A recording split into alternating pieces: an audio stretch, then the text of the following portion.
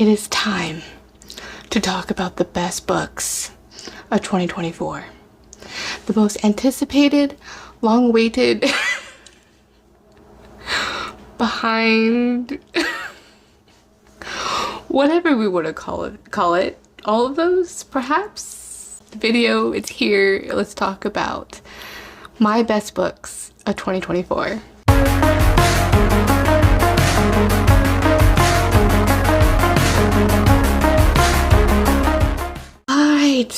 Hi there, my name is Crystal and this is Books Forever After, where I sit on the floor, we talk about everything and all things books and nothing but the books.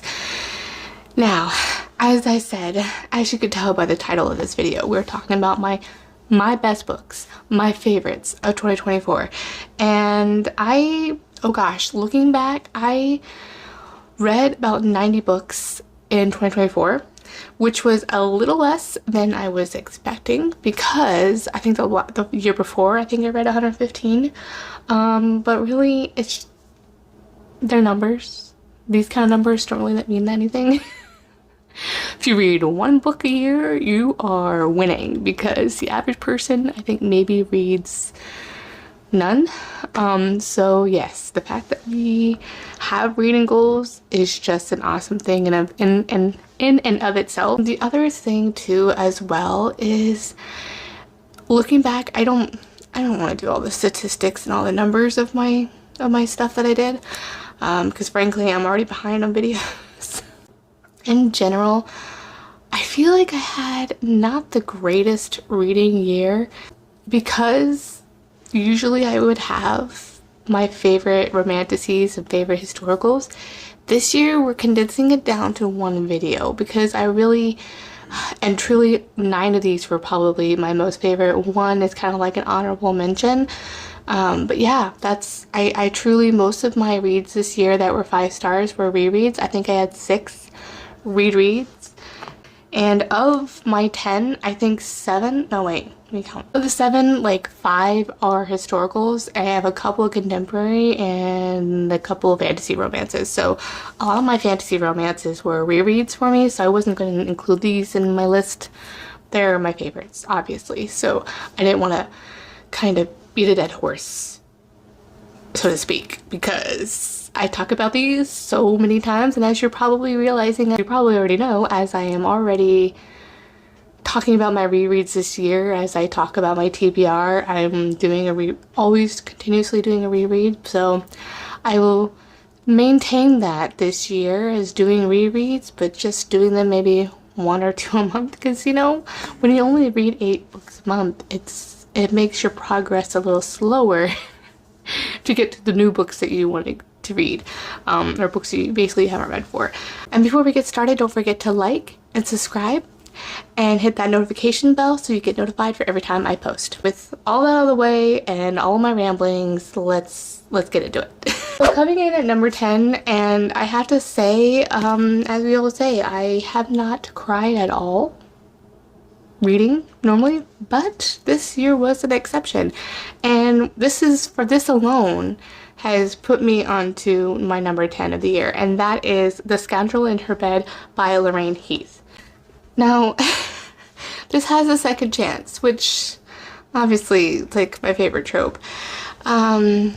And to be honest, I don't remember too much, and I literally just read this. So this follows, each book in this series follows a sibling of these, I think 6 of them, of these orphans that have been, I wouldn't say orphans, but like they have been the cast-offs of nobility, and so they're relatively like found family, adopted family. Each book follows their romance, and in this one it follows Finn and Lavinia. And Lavinia is an earl's daughter, and I think Finn had left her. Okay, so in this one, the second chance is they fall in love and they have a clandestine night together, and they decide to run away, but she has been left alone, and he does not show up, so Finn does not show up. And for both reasons, they are separated because of outside forces for each of these. And I have to say, The reason for her to, I think what I found more touching was the heroine story in here. And I think it's because I was able to connect with her so deeply on what she was going through because of my own personal experience in as being a daughter of something going through that and not getting that connection and not getting that connection with my mother as well. It's a very, very hit home, a little too close to home, and I think that's why it was so emotional for me, was not even like the romance aspect, and I think the angst and the things that happens in here, as I'm trying not to give away spoilers, but it really, that connection and what brings them back together really, really hit home, and it just definitely really showed my mommy issue. I'm trying to make light of it, but really it was just so impactful and so emotional in that way, to where it still felt very authentic, and I think that's what Lorraine Heath does very well, is she gives you that drama, but she's not doing it for drama's sake. It feels very, not for drama and trauma, so to speak. It's for character development, connection, and where romance is the heart of it and their love together. So yeah, for that alone, the book that made me cry this year, it gets on this list. Next is The Duke by Kerrigan Byrne, which is number 9 on my list. And I mean, as we all know, The Highwayman, my absolute favorite that I think has topped Again the Magic as my favorite book of all time. So this one has a second chance. So this, and also like a class difference, which I love that. So it had all of the factors that I really love about a historical romance or just a romance in general. No surprise that this was a 5-star. So and it's on this list. I really enjoyed this one. It's has like that widow aspect as well, and it's the like amnesia kind of trope essentially as well. She's a nurse and she's caring for him. Now this comes where she is penniless, she is poor, and she's working as like a serving maid in a pub, and circumstances arise and they have a one-night stand situation. And then years later, she is working so when they meet again, she's a nurse and he is injured and she takes care of him. And due to circumstances, she ends up marrying for convenience and as a widow for this lord. Prejudices assumed and things that these two characters have to work through, which I really, really enjoyed. And there is a little bit of a suspense plot, which is always kind of like throughout this whole series as well, like a very minor suspense plot that I enjoyed as well. So yeah, this was a really good one and I really enjoyed it. It still didn't quite meet up to The Highwayman, as always. Well, I mean, will anything really? Still really enjoyed this and was such a favorite, and I will definitely continue on reading this series for sure, and I would love to pick up another series by Kerrigan Byrne this year as well. One of the few fantasy romances on my list here of my best books of the year is Blood and Steel by Helen Schroer. Hopefully I said that right. And I just finished book 3. Sadly, I just DNF'd the standalone in the series, so that's not really part of the series, but it's like almost like a novella, but it's not a novella. We'll see. So we'll see how that goes. So it's a little bit anticlimactic at this moment, but I'm really excited to continue on in this main series of this. The other book kind of follows a side character, so I don't think absolutely essential to read if you don't want to. I will be continuing the 4th book this year. That was one of the series I need to finish this year. However, with that said, this was a 5-star. All the other books in the series have been a 4-star, but this was just such a fun time. This is following a heroine where there's a prophecy told about some sort of woman and the reason because of this prophecy, women in general are not allowed to wield swords because of those implications about they would be basically bring doom and gloom for any woman that's going to be, wielding a sword. A lot of correlations can be made by that, as you can infer. This kind of follows, also there's a forced proximity in here, and he is one of the legends of Thesmar, like at the Guardians. I can't remember exactly what they're called, but Wilder Hawthorne. And the main character's name is Althea. Now, I think what I really enjoyed about this is it's slow burn up to a point, and then the second book has like a lot of spice, which is not a bad thing at all. I definitely enjoyed the creative locations. That's always fun. This was just a lot of fun. There is a lot of found family in here with her friends, her friend group, that they are battling together. It's kind of like almost also like a warrior academy per se. So she gets special permission, because women are not allowed to wield swords, to become be part of like the guard. Anywho, so these warriors of Thesmar are like as guardians or like trainers they select one of them in the group. You have to go through these sorts of trials, not really trials, but like training and such that they go through, and you go with her to experiencing that. And then also so they get paired together or chosen, things can be inferred by that. What was really fun was also where they were having to work together, the friend group, to go through this huge challenge, which is like a Hunger Games kind of aspect where, literally you can kill each other doing it. Like the one time that you're allowed to like kill each other throughout it. So I really like that aspect. So it has everything that I love, of course, and it's really, really fun experience in fantasy themselves is the warrior academy or academy in general, magic school, whatever, and also the Hunger Games trials kind of aspect. So it really ticks those boxes, as well as it does have a big like travel scene, because as she gets that special permission, she actually is forced to be close to him as he's like guiding her to there before she gets permission. So this was a lot of fun. I think the humor of the side characters in here was just so great, and for that alone, you take that romance out. Obviously, it would be lacking because it definitely needs that romance, but it's just on all the merits that matter to me in enjoying a story, not just the romance, but when I'm going into it for a fantasy, it hit all of those boxes, and I really, really enjoyed this one. Now, the next I don't have a copy of, but it is a historical romance. It's a series of novellas. And I read this during the romance readathon, and the theme during that romance readathon, it was gothic romance. Oh, sorry. The genre highlight was gothic romance, and the theme was Phantom of the Opera. Now, I had a lot of fun with the series. I consumed this series. Now, it's a set of novellas, so each of them are like 200 pages or so. But let me tell you, I really enjoyed this. This has been compared to like the spicy Jane Eyre.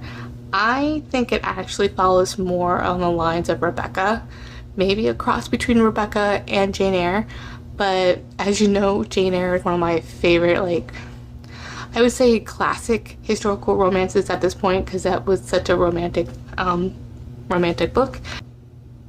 It was good. So this series is called the Markham Hall series. It has 3 books. Book 1 is The Awakening of Ivy Leibold, and this is by Sierra Simone.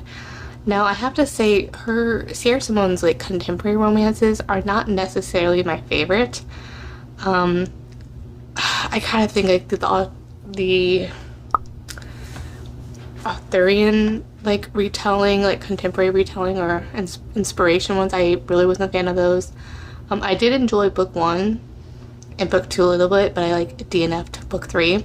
So her contemporaries don't necessarily work for me, but I also read one of her books, her other historical romance novellas, back in, I think it's called Duke I'd Like to F anthology. That was like my favorite out of that whole anthology, was her novella. So Sierra Simone can really write a great historical romance, and I wish she would do more of that. So I'm going to try to find as many Sierra Simone's historical romances, if there is any more. She does such a great job, and I think, oh my gosh, like, she does it so well, where she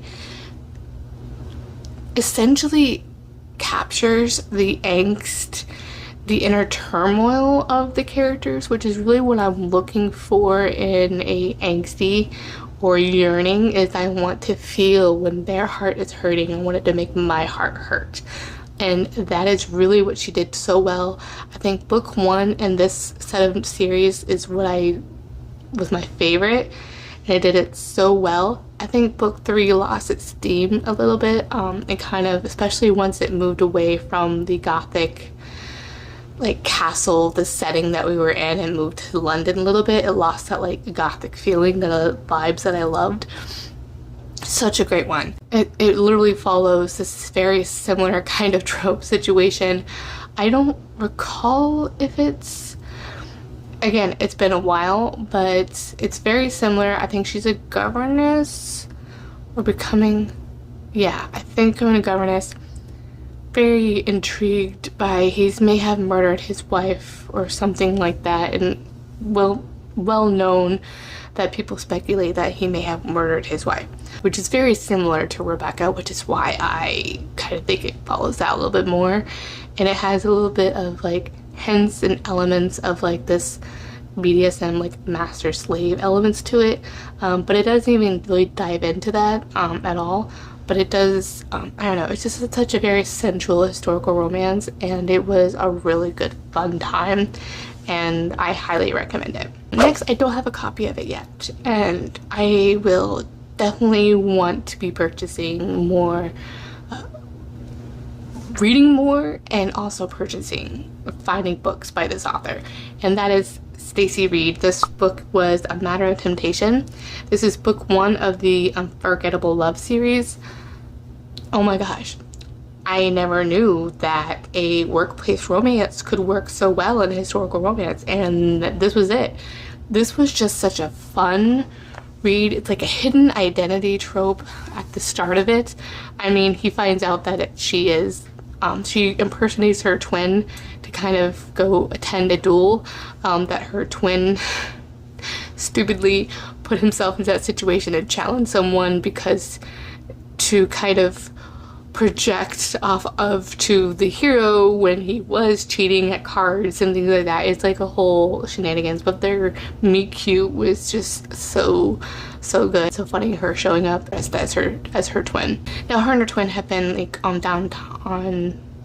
trodden down times, basically due to her father like going through their inheritance, or I think he also has a gambling problem to the brother, so that is kind of why. So yeah, this was just a fun time, and I think just the fact of like their connection and their chemistry as she becomes like a secretary for him, which, you know, of course during that time men were typically known as secretaries.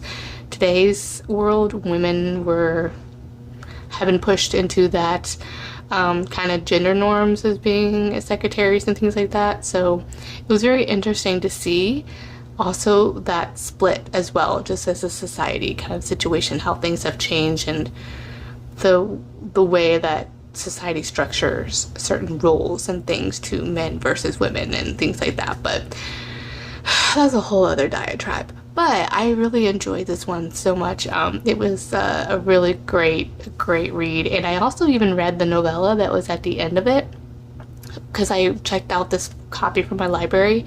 I physically checked it out from the library. Definitely want to read more by this author, and I know it's Tara's one of her favorite authors, and it was her recommendation that really prompted me to continue reading. Although I know several people really do recommend Stacy Reid as well, but I definitely want to continue more, and it was just a fun time. Alright, next. Now, speaking of gothic romance, during that same month of September was Nauticadia by Carrie Lake. I consumed this, and with one book alone, Carrie Lake has cemented as my auto-buy author. Bold statement to make, I know. But oh my gosh, I loved it. It has Academy. It is a contemporary, and it's gothic. So people are saying it's like fantasy. Like, well, I don't think that's true. Gothic in and of itself has like speculative fiction kind of part of it, so in that way it can be considered as fantasy, but it's truly just gothic can have supernatural elements, or horror elements, and that's just the way of that genre, is for that atmosphere. So because of that, that's why people think it'd be fantastical. But that's just my opinion. What really embodies a gothic romance. The main heroine here is coming from a kind of really downtrodden kind of home where her mother was like suffering from a health situation, and lo and behold, she discovers something that her mom's like, there was like a parasitic worm thing that kind of came out of her mom's body when after her mom passed away during a encounter incident kind of situation with her mom. Poorly explained in this, but there we go. And lo and behold, she meets Dr. Death, Professor Death, I forget. Yes, Dr. Death. He is a professor at the university where she somehow is able to get in, and things kind of happen that kind of correlate to that. And so she is super making her way into there because she wants to investigate this worm's situation scientifically. And Dr. Death, Mr. Deverick Branwell, such a interesting name, spearheads this kind of study, this investigation into these worms, or these that are driven by these moths, all of this kind of situation. And the university name is Dracadia University, which, I don't know, I just found it so it's such a vibe. It's so like spooky. I don't normally like thriller elements, and you know, I mean, worms, come on, have fun. But I really enjoyed this one. It was so great. What I love about this writing style too as well is it is slow burn. You're there for the slow build and the slow burn, but once that happens, it is so great. And you're not just leaving high and dry. It's not boring at all at any certain pace. It's built that way, and you have that tension, you have that chemistry, and it's just so great and delicious. It was such a great time. All right, that was number 5. Can you tell I'm recording this late at night? I don't even know what my name is right now. All right, number 4 is, we have the entire series. I couldn't choose a book between them, and that is the Frozen Fate trilogy by Pam Godwin. Now, first time auto-buy author over there for Carrie Lake. This one is, I loved A Sea of Ruin by this author, which is like a dark historical romance, and which, again, Pam Godwin, she needs to write more historical romance. She's got talent, that's for sure. And then also I read Dark Notes. Now, I did not like that one, so that was a 2-star. So very polarizing. And the only reason why I didn't like Dark Notes was because she was 17. She was a high schooler, and it was, I thought she went to college. No, it was high school. So it was a little, gave me too much ick. Very predator feeling, manipulated by the main hero. So that's the vibes I got. So I was like, yeah, that's why I didn't like that one. But with this one, oh my gosh, so good. I think this was on a few people's list. I know that Jen and I believe Amber also really enjoyed this trilogy. I really don't want to say a lot. It has like suspense, thriller elements in the Alaska wilderness. They're isolated.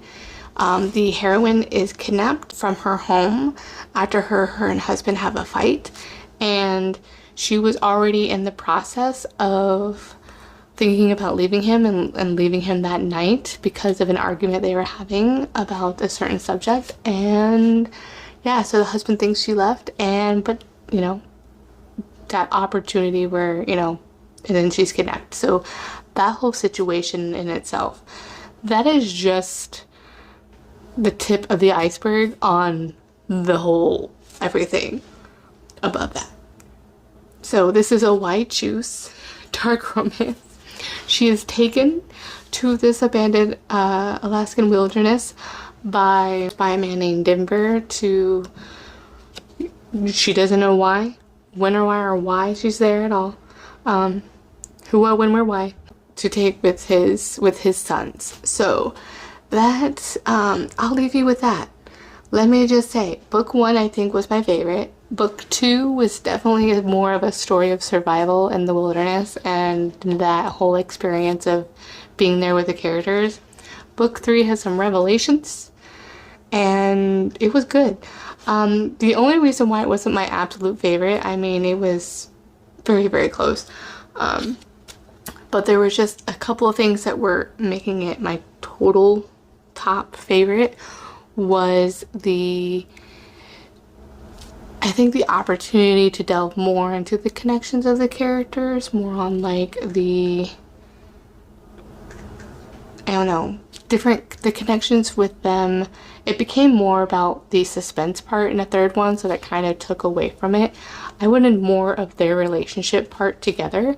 There was some of that, but it really, I feel like it felt a little bit too combative with the things that they were going through. So definitely one of the things I liked about this, though, with that said, is it really realistic about the feelings within a white choose that could happen. Is it's her, you know, and two other men or whatever, and how that can create feelings of jealousy and possessiveness and that kind of feelings and such. So I did really appreciate that. And I don't know if I saw the ending coming. I thought it was somebody else, but I did and I didn't see. I felt like I knew who the person was. So yeah, there's a lot of revelations in here. I think the most thing I can say is book 1 was very healing. What happened at the end was very, very healing and satisfying because of that. That happens to somebody in that book. And it felt like a certain sort of justice was served, and definitely was a very healing moment for me as a reader reading it. So just for that alone made me appreciate this author. And definitely Pam Godwin is a queen of dark romance, and I would definitely continue reading more of her books, and she goes there. She definitely goes there, and I can't wait to try to read more to see what I think about them. And I feel like with this whole trilogy, it just showcased how well of a writer she is and the pure talent that she has, that I feel like is totally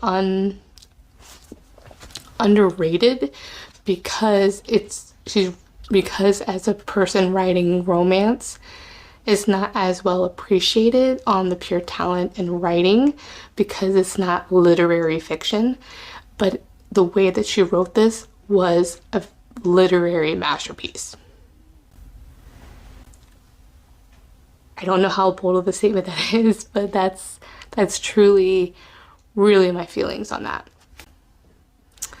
Yeah, I definitely can't wait to read more by her. We're down to the last 3.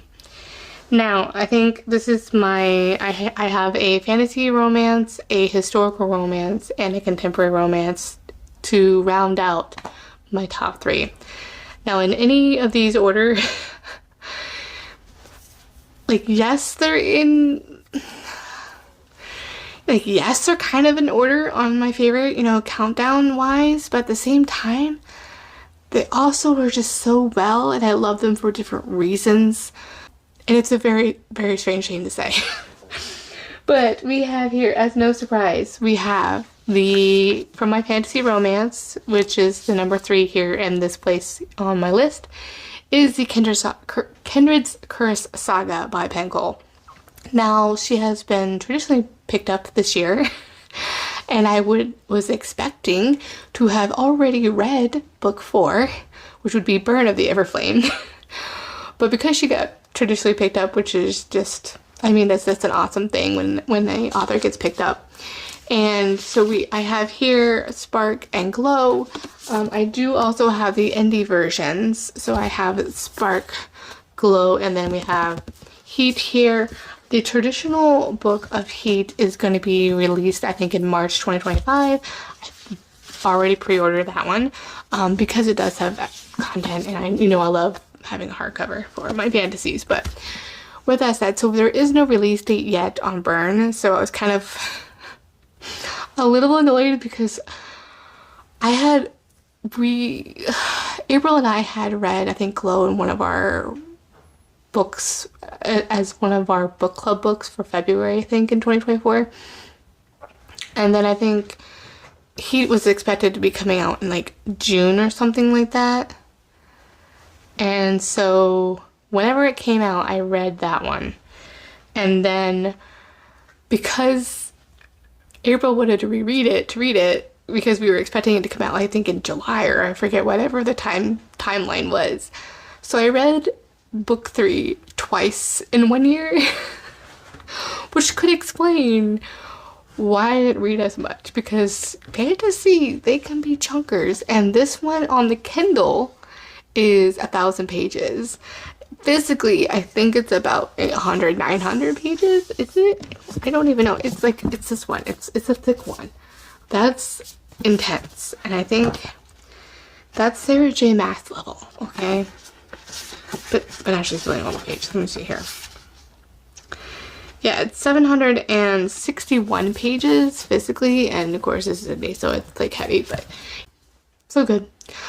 This one follows, I mean, it's probably very popular, you probably already know about it, but it is like, I love when a book has a healer and the slow burn aspect, but the slow burn is spread across the whole series, and you don't get the spicy part until like later in the books. So that just is my bread and butter, because it just, I don't know, it just has that build up so well, and the tension and the chemistry, and it gives you more opportunities for that will they won't they kind of situation.